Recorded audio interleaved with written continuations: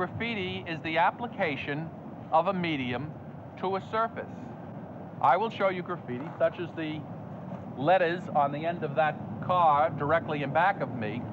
Is that an art form? I don't know. I'm not an art critic. One.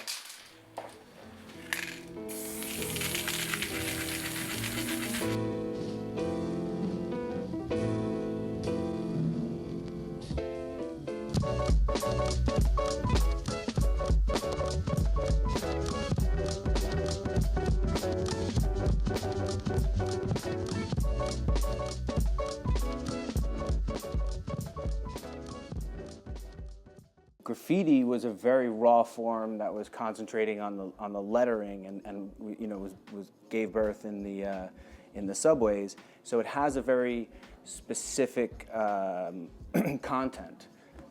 So you can specifically say something is definitively graffiti. Street art, I think, umbrellas all of it a bit, you know, and like graffiti could be a branch of street art, I would say. If we're talking about in the very beginning, I mean, you know, people like Lee Quinones, you know, I mean, that guy's like the king of graffiti, like, and still is one of the most amazing artists out there. You have Days, you know, these guys invented it and are still innovating things that are just, you know, beautiful and you know, like, you know, span the spectrum of art. You know, they're doing all kinds of things. You know, they're in museums. They belong in museums. It's incredible.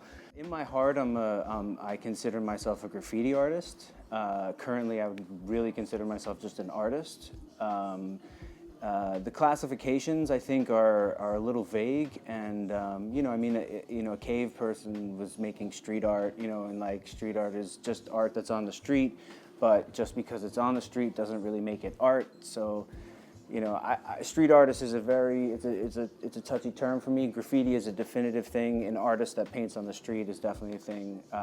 So I think these terms can blur the lines and be a bit confusing and are sometimes misused. Not that it matters all that much in the big picture, because, you know, what people like, and you know, what they don't like. But, you know, and people make it because they have to make it from their heart, hopefully, you know.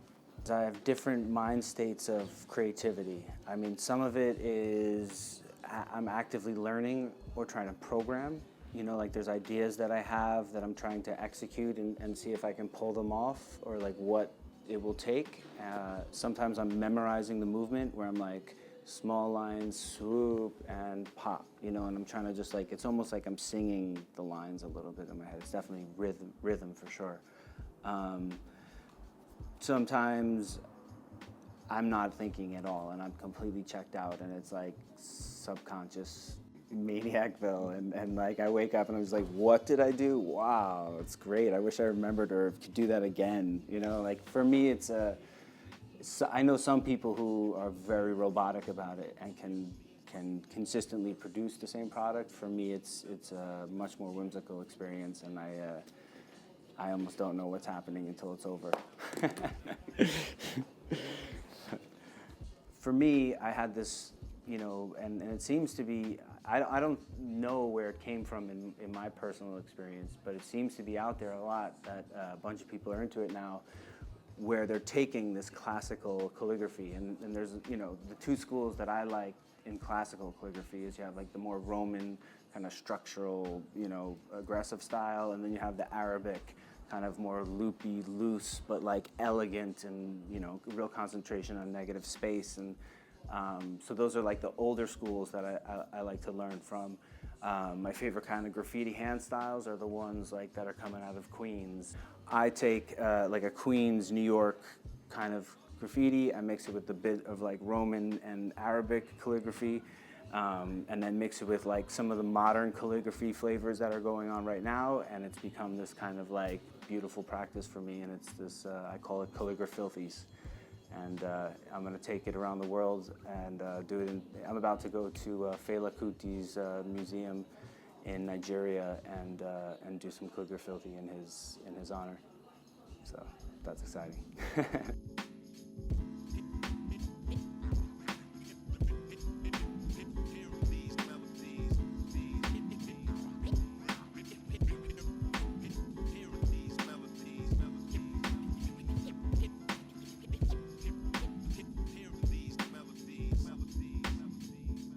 As far as street art or graffiti moving into galleries, I'm completely comfortable with that idea. I think each artist needs to maintain their own integrity and make sure they know the people that they're working with, and if they don't know who they're working with, don't get excited at the first person who offers you something. Get second opinions, talk to lawyers, do things right. You know, in an ideal world, you could just make art and people would throw, you know, bowls of fruit at your feet, but that's not where we live, you know, so it's complicated. So every artist needs to learn to be a business person if you want to survive in society. Starving artists die, you know, starving people die. It's not sustainable. There are ways to keep integrity, do the right thing, work with good people, and still make money. So I think, you know, artists should be choosy about which gallerist they're gonna work with and know the person that they're feeding. But it's inevitable. I mean, you know, like in artists were always hired, you know, throughout history. You see, you know, like artists are the ones building the intricate parts of the pyramid. You know, like there's still slaves. You know, like like that. You know, artists are workers, and they need to be part of society. And we live in a capitalist society. And so, if you want to eat and get your message out there, you have to find the people who can help you do that and empower you. We're in the time of like, where music has become watered down and you have the Britney Spears and the pop music bullshit. Like the street art is really entering that phase where there's not a lot of substance behind a lot of these people. They're not taking the same kinds of risks that people back in the day used to take. So it loses some of its piercing realness and you lose some of the quality. But it's a bigger scene, it's more welcoming, it's easier to connect with people who are really talented and to move forward in it, and the overall earth experience of art and the movement has improved. Graffiti is like a dandelion or like a weed or something, and it's gonna grow back no matter what. You know, like no matter what you do, graffiti will come back, and it will always, it grows out of it's just life, it percolates, you know. You know, does Britney Spears hurt music? You know, people who have authentic hearts are gonna know that that's a bunch of bullshit and not gonna be into it. And so, yeah, maybe it gives like a wrong impression to some people, but ultimately I think it's like, it's always gonna squeeze through the cracks. Like realness will always find a way to exist. And graffiti is particularly like that. It's people don't, that's actually a very definitive difference. People don't do graffiti for money. You know, people do street art for money. You know, they want to be known on the street. I mean, that's the agenda. When you're a street artist, you're like, okay, I'm gonna go, you know, get this like thing that everybody will recognize, and then, you know, put it up as many times as I possibly can, and then I'm gonna try and put it in a gallery so people want it in their home and try and make money.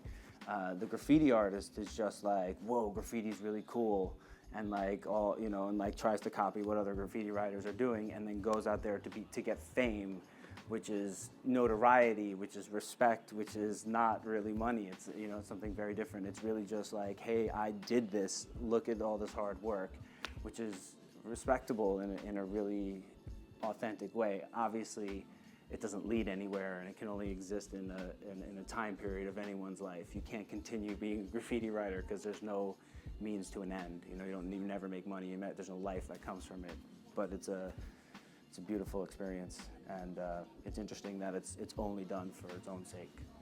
In running a gallery that's focused on street art, and working with Daniel Weintraub, you know, the creative director, we tried to focus in on people who we really thought were keeping that authentic tradition of pushing it forward. You know, like I tend to not be a huge fan of stencils, but people like Icy and Sot are really taking it there. You have that guy, Thievin Steven, you know, absolute artist taking stencil work to another level, you know.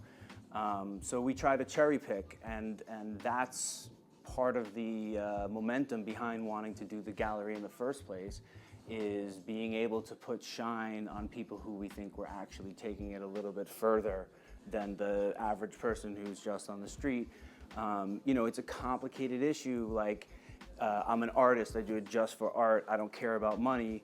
we live in a capitalist society, you got to eat, you know, and so somewhere there's got to be a merger of those two ideas, you know. I feel like I have a healthy relationship with it. I try and share that with that community.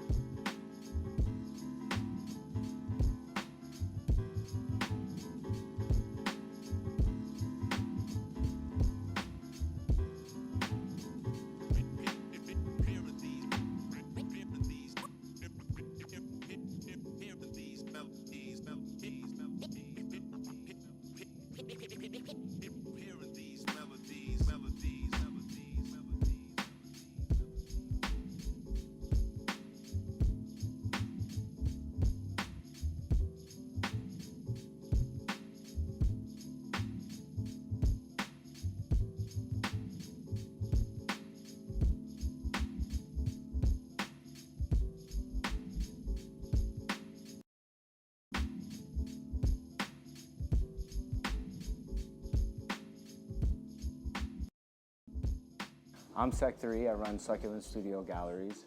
It's out in Greenpoint, Brooklyn. I've been a graffiti artist, a street artist, an artist my whole life. Started to run when I was about 13, and I'm about to go on a world tour of graffiti in 6 countries over the next year.